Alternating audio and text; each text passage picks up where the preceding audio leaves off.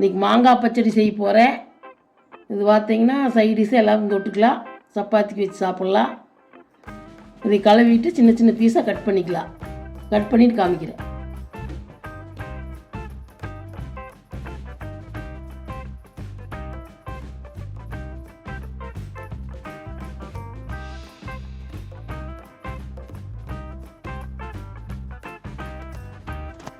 மாங்காய் பார்த்தீங்கன்னா கழுவி இப்படி சின்ன சின்ன பீஸாக கட் பண்ணி வச்சுக்கோங்க. இதுக்கு தேவையான பொருள் சொல்கிறேன். ஒரு பச்சை மிளகா, 2 வரமிளகா, 1 ஸ்பூன் மிளகாத்தூள், கொஞ்சம் 1/4 ஸ்பூன் பெருங்காயத்தூள், மஞ்சத்தூள் 1/2 ஸ்பூனு, ஒரு 1/4 ஸ்பூன் ஜீரகம், கொஞ்சம் கருவேப்பிலை, ஒரு கொஞ்சமாக நாட்டு கரும்பு சர்க்கரை. நீங்கள் வெல்லம் வேணாலும் சேர்த்திக்கலாம். நான் நாட்டு சர்க்கரை சேர்த்துறேன். இதெல்லாம் சேர்த்து எப்படி செய்யணும் காமிக்கிறேன்.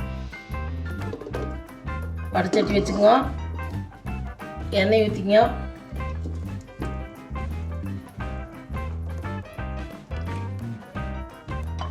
எண்ணெய் காயிட்டு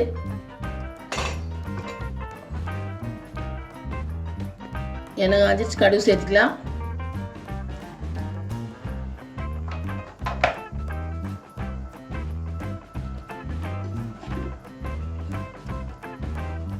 ஜீரகத்தையும் சேர்த்துக்கலாம்.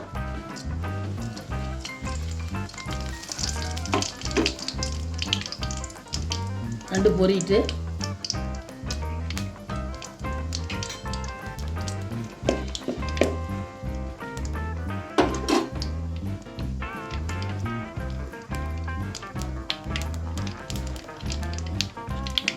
மிளகாய் 2 சேர்த்துக்கலாம். பச்சை மிளகா, வர மிளகா,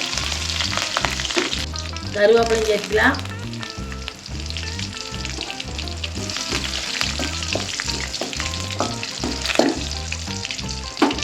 நட்டு வதங்கிடுச்சு. மாங்காய் சேர்த்துக்கலாம்.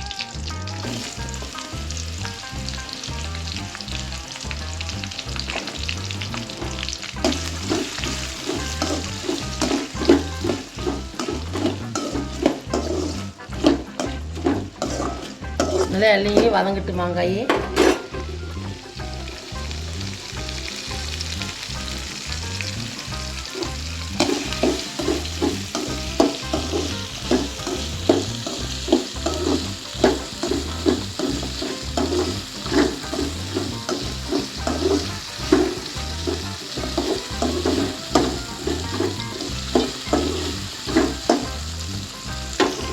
வதங்கினதுக்கப்புறம் மிளகாத்தூள், பெருங்காயத்தூளும் சேர்த்துக்கலாம்.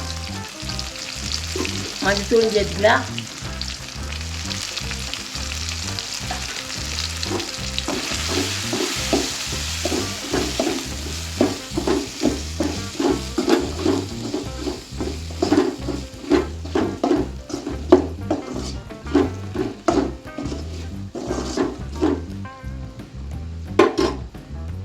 தேவையான அளவு உப்பு சேர்த்துக்கலாம்.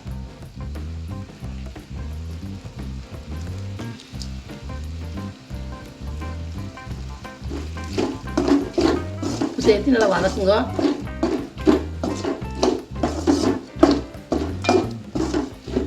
நல்லா எண்ணெயிலே வதக்கிட்டு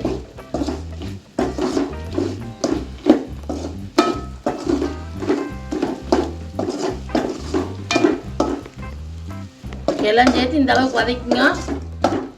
இதில் ஒரு கொஞ்சம் தண்ணி சேர்த்துக்கலாம். வேவிட்டு மாங்காய் இந்த அளவுக்கு தண்ணி சேர்த்துங்க. மூடி வச்சு ஒரு 5 நிமிஷம் வேவிட்டு பார்த்தீங்கன்னா மாங்காய் இந்த அளவுக்கு வெந்துக்கிட்டு வெந்ததுக்கப்புறம் சர்க்கரை சேர்த்துக்கலாம். வேகாதுன்னு சேர்த்திடாதீங்க, மாங்காய் வேகாது. நல்லா இந்த அளவுக்கு வெந்ததுக்கப்புறம் சர்க்கரை சேர்த்துக்கலாம். நீங்கள் வெல்லம் வேணாலும் சேர்த்துக்கலாம். நான் நாட்டு சர்க்கரை சேர்த்திக்கிறேன். சேர்த்து ஒரு நிமிஷம் கொதிக்கிட்டுது. சர்க்கரை போட்டு 5 நிமிஷம் கொதிச்சிருச்சு. மாங்காய் பச்சடி ரெடி. இது பார்த்தீங்கன்னா மாங்காய் பச்சடி ரெடி. இது சப்பாத்திக்கு சாப்பிட்லாம், அப்படியே வச்சு சைடிஷாக தொட்டு சாப்பிட்லாம், அப்படியே சாப்பிட்லாம் சும்மாவும். இந்த அளவு போட்டு நீங்களும் செஞ்சு பாருங்கள் உங்கள் வீட்டில். பிடிச்சிருந்தா லைக் பண்ணு, ஷேர் பண்ணு, சப்ஸ்கிரைப் பண்ணு. நீ அடுப்பு ஆஃப் பண்ணிடலாம்.